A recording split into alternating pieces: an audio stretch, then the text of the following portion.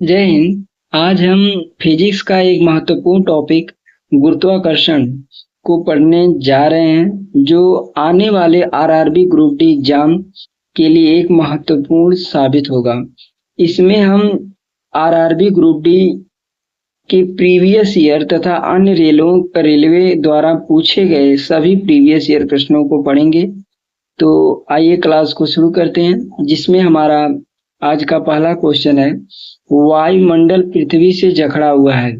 तो वायुमंडल पृथ्वी से गुरुत्व बल के द्वारा जकड़ा हुआ है। वायुमंडल पृथ्वी से किसके द्वारा जकड़ा हुआ है? गुरुत्व बल के द्वारा जकड़ा हुआ है। एकांक दूरी पर स्थित दो एकांक द्रव्यमानों के बीच आकर्षण बल कहलाता है।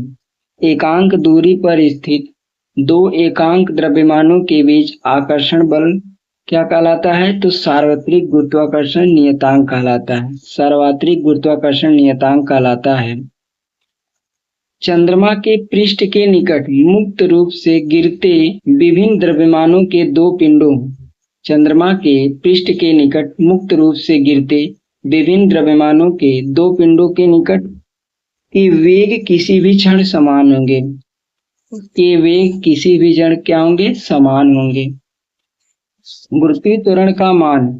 गुरुत्वीय त्वरण का मान तो विषुवत रेखा पर न्यूनतम होता है। विषुवत रेखा पर, विषुवत वृत्त पर या विषुवत रेखा पर न्यूनतम होता है। दो पिंडों के बीच गुरुत्वाकर्षण बल F है। यदि दोनों पिंडों के द्रव्यमान उनके बीच के दूरी को समान रखते हुए आधे कर दिए जाएं, तो गुरुत्वाकर्षण बल हो जाएगा। दो पिंडों के बीच गुरुत्वाकर्षण बल F है। यदि दोनों पिंडों के द्रव्यमान उनके बीच की दूरी को समान रखते हुए आधे कर दिए जाएं, तो गुरुत्वाकर्षण बल क्या हो जाएगा? तो ये जो है बल का 4 भाग हो जाएगा, यानी F/4 हो जाएगा। F/4 हो जाएगा। R त्रिज्या की पृथ्वी के केंद्र पर किसी पिंड का भार। R त्रिज्या की पृथ्वी के केंद्र पर किसी पिंड का भार कितना होता है? तो 0 होता है। 0 होता है। कोई सेब किसी वृक्ष से पृथ्वी व सेब के बीच गुरुत्वाकर्षण बल के कारण गिरता है। यदि पृथ्वी द्वारा सेब पर आरोपित बल का परिमाण F1 है तथा सेब द्वारा पृथ्वी पर आरोपित बल का परिमाण F2 है, तो F1 और F2 बराबर होते हैं। तो F1 और F2 क्या होंगे? ये बराबर होंगे। कोई लड़का डोरी से बंधे पत्थर को किसी क्षैतिज वृत्ताकार पथ पर घुमा रहा है। यदि डोरी टूट जाए तो वह पत्थर कोई लड़का डोरी से बंधे पत्थर को किसी क्षैतिज वृत्ताकार पथ पर घुमा रहा है। यदि डोरी टूट जाए तो पत्थर क्या होगा? तो वृत्ताकार पर किसी सरल रेखीय स्पर्शी के अनुदिश गति करेगा। वृत्ताकार पर किसी सरल रेखीय स्पर्शी के अनुदिश गति करेगा। संबंध F बराबर G capital M into small m upon D square में G है। तो इसमें जो G होता है वो प्राकृतिक का सर्वात्रिक नियतांक होता है। कैपिटल G क्या होता है? प्राकृतिक का सर्वात्रिक नियतांक होता है। गुरुत्वाकर्षण के नियम में राशि G का मान। गुरुत्वाकर्षण के नियम में राशि G का मान क्या होता है? तो यह पृथ्वी के द्रव्यमान और त्रिज्या पर निर्भर नहीं करता है। यह पृथ्वी के द्रव्यमान और त्रिज्या पर निर्भर नहीं करता है। कोई लड़की 60 सेंटीमीटर लंबे और 40 सेंटीमीटर चौड़े तथा 20 सेंटीमीटर ऊंचे किसी बॉक्स पर 3 ढंग से खड़ी होती है, तो बॉक्स द्वारा लगाया गया दाब क्या होगा? तो बॉक्स द्वारा लगाया गया दाब तब अधिकतम होगा जब आधार चौड़ाई व ऊंचाई से बना है। जब अधिकतम तब होगा जब आधार चौड़ाई व ऊंचाई से बना है। दो कण कुछ दूरी पर रखे हैं। यदि दोनों कणों के द्रव्यमान दोगुने कर दिए जाएं, तथा इनके बीच की दूरी अपवर्तित रखें तो इनके बीच का गुरुत्वाकर्षण बल, दो कण कुछ दूरी पर रखे हैं, यदि दोनों कण के द्रव्यमान दोगुने कर दिए जाएं और इनके बीच की दूरी अपरिवर्तित रखें तो इनके बीच का गुरुत्वाकर्षण बल क्या होगा? तो इनके बीच का जो गुरुत्वाकर्षण बल है वो 4 गुना हो जाएगा, 4 गुना हो जाएगा। किसी पिंड का वायु में भार 10 न्यूटन है, किसी पिंड का वायु में भार 10 न्यूटन है, जल में पूरा डुबाने पर इसका भार केवल 8 न्यूटन है, तो पिंड द्वारा विस्थापित जल का भार क्या हो जाएगा? तो पिंड द्वारा विस्थापित जल का भार जो है 2 न्यूटन हो जाएगा, 2 न्यूटन हो जाएगा। भार का एसआई इकाई क्या है? भार का एसआई इकाई न्यूटन होती है, भार की एसआई इकाई न्यूटन है। पृथ्वी की सतह पर गुरुत्वाकर्षण के कारण त्वरण का मान क्या होता है? पृथ्वी की सतह पर गुरुत्वाकर्षण के कारण त्वरण का मान क्या होता है? तो 9.8 मीटर प्रति सेकंड स्क्वायर होता है या 9.8 मीटर प्रति वर्ग सेकंड होता है। विकल्पों में उल्लेखित तथ्य में से कौन सा गुरुत्वाकर्षण के सार्वभौमिक नियम द्वारा समझाया नहीं गया है? विकल्पों में उल्लेखित तत्व में से कौन सा गुरुत्वाकर्षण के सार्वभौमिक नियम द्वारा समझाया नहीं गया है? तो ग्रहों के चारों ओर सूर्य की गति, ग्रहों के चारों ओर सूर्य की गति को समझाया नहीं गया है। गुरुत्वाकर्षण नियतांक कैपिटल जी का मान क्या होता है? तो गुरुत्वाकर्षण नियतांक कैपिटल जी का मान 6.6734 इंटू 10⁻⁻11 न्यूटन मीटर स्क्वायर प्रति केजी स्क्वायर होता है, यानी 6.6734 गुणे 10⁻⁻11 न्यूटन मीटर स्क्वायर बटे केजी स्क्वायर होता है। ब्रह्मांड में किन्हीं दो निकायों के बीच गुरुत्वाकर्षण बल किस पर निर्भर नहीं करता है? तो ब्रह्मांड में किन्हीं दो निकायों के बीच गुरुत्वाकर्षण बल गुरुत्वीय बल के उनके द्रव्यमानों के योग पर निर्भर नहीं करता है, उनके द्रव्यमानों के योग पर निर्भर नहीं करता है। दो वस्तुओं के बीच की दूरी को यदि 2 गुना कर दिया जाए, दो वस्तुओं के बीच की दूरी को यदि 2 गुना कर दिया जाए तो इन दोनों के बीच बल पर क्या प्रभाव पड़ेगा? तो इसके जो गुरुत्वीय बल के 4 गुणन में कम होगा, यानी गुरुत्वीय बल 4 के गुणन में क्या हो जाएगा? कम हो जाएगा। सार्वत्रिक गुरुत्वाकर्षण नियतांक कैपिटल जी का एसआई मात्रक क्या है? सार्वत्रिक गुरुत्वाकर्षण नियतांक कैपिटल जी का एसआई मात्रक क्या होता है? तो न्यूटन मीटर स्क्वायर प्रति केजी स्क्वायर होता है, न्यूटन मीटर स्क्वायर प्रति केजी स्क्वायर होता है। यदि धरती की घूमने की गति घूर्णन बढ़ा दी जाए, यदि धरती के घूमने की गति घूर्णन बढ़ा दी जाए तो भूमध्य रेखा पर पिंड का वजन, तो भूमध्य रेखा पर पिंड का वजन जो है घट जाएगा। अगर घूर्णन बढ़ा दिया जाएगा तो पिंड का वजन क्या हो जाएगा? भूमध्य रेखा पर घट जाएगा। ब्रह्मांड की प्रत्येक वस्तु पर एक बल के साथ प्रत्येक अन्य वस्तु को आकर्षित करती है, जो होता है। ब्रह्मांड की प्रत्येक वस्तु एक बल के साथ प्रत्येक अन्य वस्तु को आकर्षित करती है, जो होता है तो उनके द्रव्यमान के गुणन के आनुपातिक एवं उनके बीच के वर्ग के व्युत्क्रमानुपाती होता है। उनके द्रव्यमान के गुणन के आनुपातिक और उनके बीच की दूरी के वर्ग के व्युत्क्रमानुपाती होता है।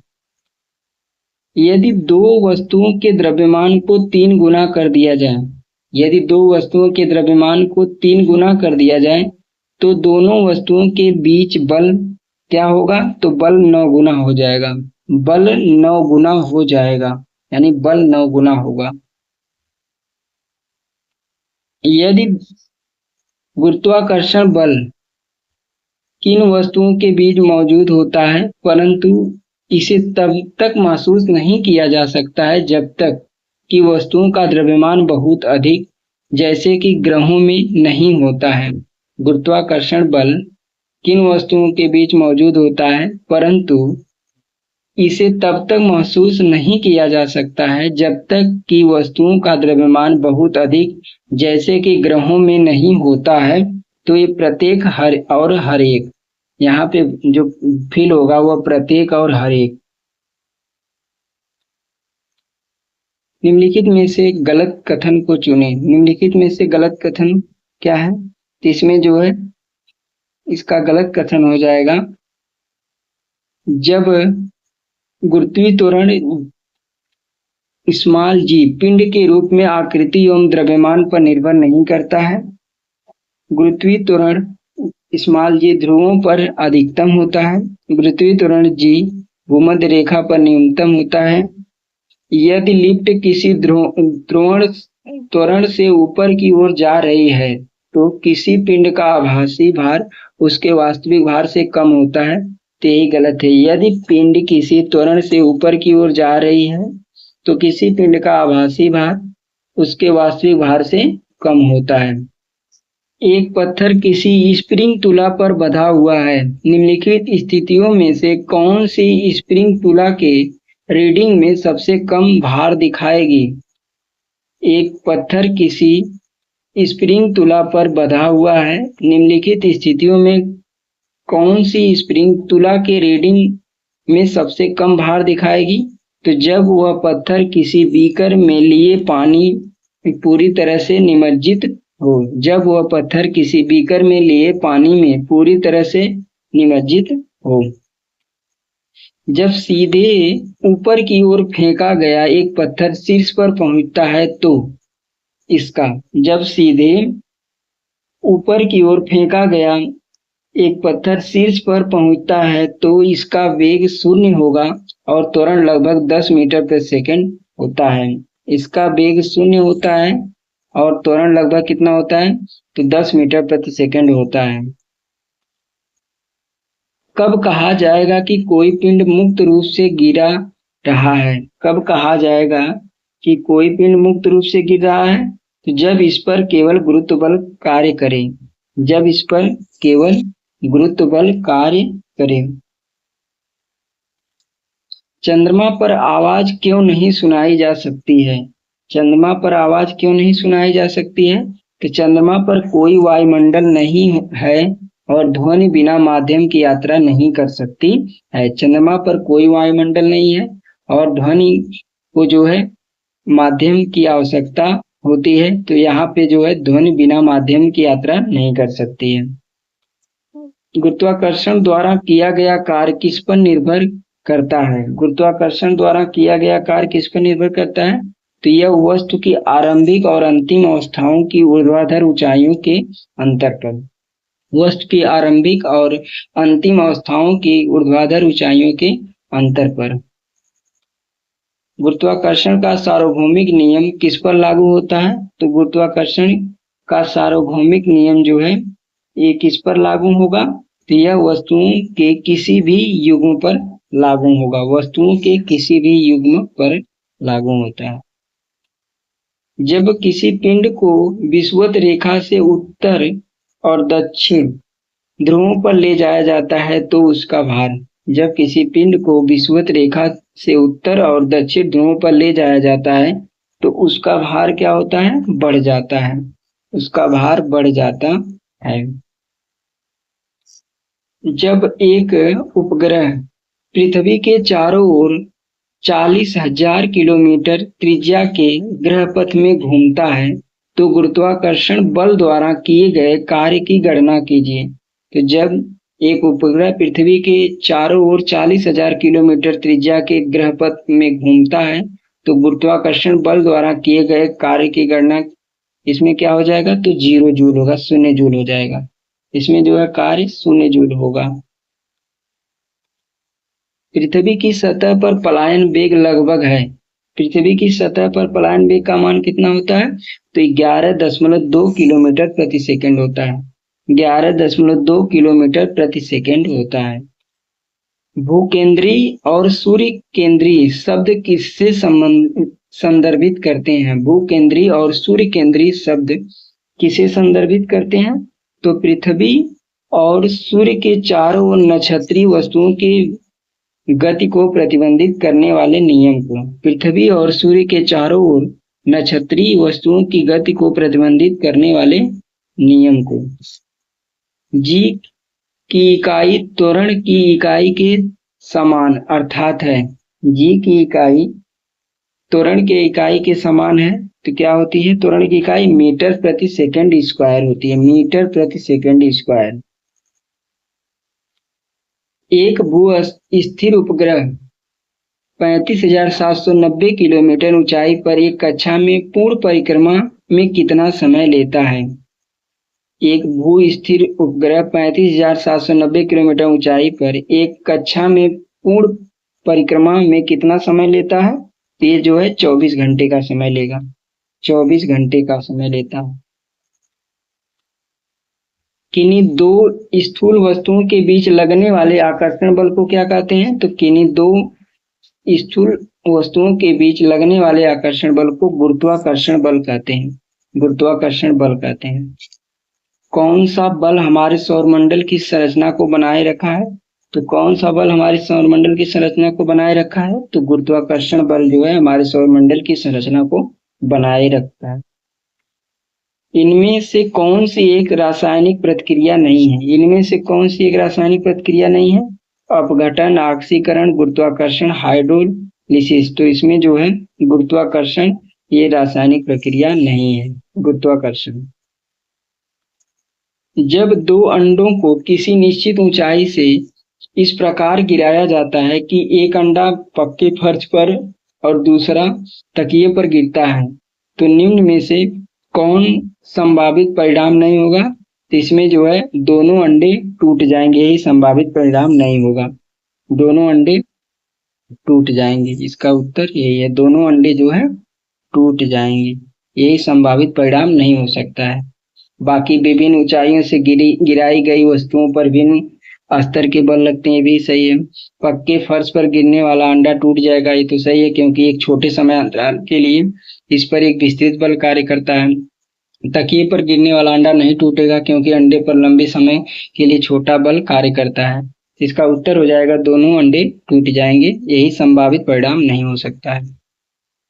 मुक्त रूप से गिरने के दौरान पिंड किस स्थिति में होता है? मुक्त रूप से गिरने के दौरान पिंड जो है भारहीनता की स्थिति में होता है। भारहीनता की स्थिति में होता है। गुरुत्वाकर्षण की वजह से उत्पन्न होने वाला त्वरण का मान पर निर्भर नहीं करता। गुरुत्वाकर्षण की वजह से उत्पन्न होने वाले त्वरण का मान किस पर निर्भर नहीं होता है? तो नीचे गिरने वाली वस्तु का द्रव्यमान पर निर्भर नहीं होता। नीचे गिरने वाली वस्तु का द्रव्यमान पर निर्भर नहीं होता है। निम्नलिखित में से कौन सा गुरुत्वाकर्षण का उदाहरण नहीं है? निम्नलिखित में से कौन सा गुरुत्वाकर्षण का उदाहरण नहीं है? तो यह ब्लैक होल के घूर्णन में सहायक है। यही जो है गुरुत्वाकर्षण बल का उदाहरण नहीं है। मुक्त रूप से गिरना केवल में संभव है।